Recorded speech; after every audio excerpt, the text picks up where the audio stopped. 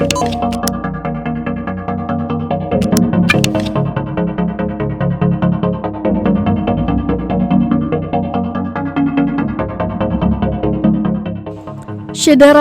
viral di media sosial. Video yang memperlihatkan seorang pemuda menunjukkan keadaan kasurnya yang terbakar lantaran menelpon sambil mengisi daya baterai handphone.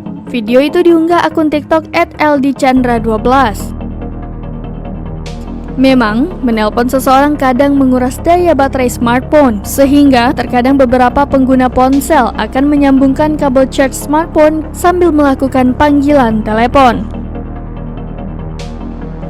Tetapi kebiasaan itu sangat berbahaya karena dapat menyebabkan arus pendek listrik ketika handphone digunakan. Dalam video yang diunggah, dirinya mengaku bahwa sedang menelpon sambil menyambungkan kabel charge ke ponselnya.